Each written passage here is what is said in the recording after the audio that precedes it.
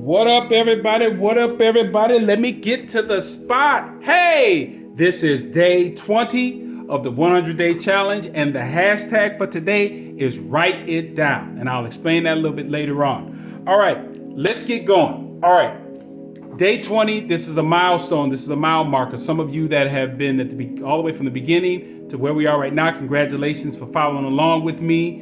And I have to say a couple of things. When we are setting goals, Dr. Dennis Kimbrough, one of my internet mentors, said, what gets measured gets done. So I understand that as when you are setting a goal, it must have a deadline or there's no urgency created to get it done. We have this 100-day goal out here, but each and every day there is the urgency of getting up, getting something done to keep on track with that. So that's what we get done. That's how we get things done.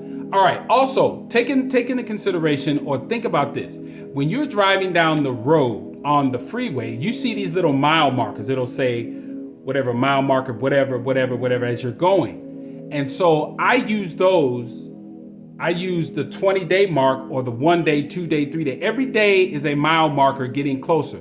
And now 20 days is the marker of a big chunk that we have gotten to. So congratulations for getting here. But again, those mile markers are important because they tell you exactly where you are. If your car breaks down and you call AAA, you can tell them exactly what mile marker you're at. So it becomes very important. Also, taken from one of my favorite movies, The Shawshank Redemption, there is a scene in there where Red gets out, if you remember. He goes to the tree, finds the rock, finds the letter, and he reads the letter. And that one part of the letter that stuck out to me was it says, if you've come this far, are you willing to go a little further? So congratulations to getting this far, but now since you have come this far, are you willing to go a little further? Whether it's 30, 40, 50, or the whole way. I'm going the whole way, come along with me, but however far you go, congratulations for however far you make. All right, now, again, look at my workouts. I'm being very strategic in what I'm doing. When you see the workout that's gonna be above this video, it's going to be very much upper body concentrated because my knee is getting better, but I don't want to put too much pressure on it to where I stop just doing the workouts altogether. So I'm being very strategic with that. Now, the other thing is someone asked me as far as what do I do to stay motivated? I think of it in these terms. Motivation and enthusiasm are kind of glued together. And I use this thinking and saying that staying focused through frustration. My knee bothers me. I have to get up early. I have a lot of life things going on, but I still get up every single day. As somebody asked me, are you actually going to get through this? I actually took offense to that because I said, I'm not going to start this thing if I didn't plan on finishing it. So yes, staying motivated, staying focused through the frustrations. That is the key, the consistency to do that. Now I have a saying that helps bring that all together, and it's called philosophy over feelings. Because my philosophy is to complete the 100 days, regardless of what my feelings are. So my philosophy to finish is always going to be over my feelings, no exceptions.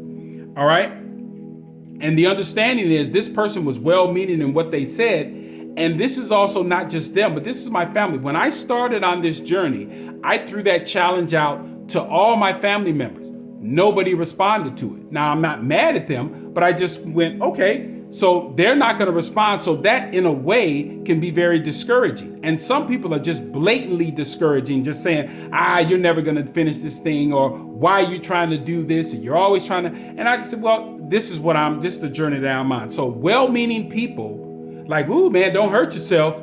You know, they're well-meaning, but they're also discouraging behind all that information. So I'm celebrating right now, but I'm not going to stay in the celebration mode too long because I'm going to move on to just continuing the next 10, 15, 30, 80 more days that I got to do. All right. So I was also asked don't you need some support? And this is why somebody had reached out to me. They wanted some support. And I was like, and they were almost asking me, well, I'm going to give you support too. I'm like, I don't necessarily need the support, but I will support you. But I understand what they're saying. But I want to push back on that. When people are talking about support, I look at it as two things. Support is compassion, but it's also a challenge.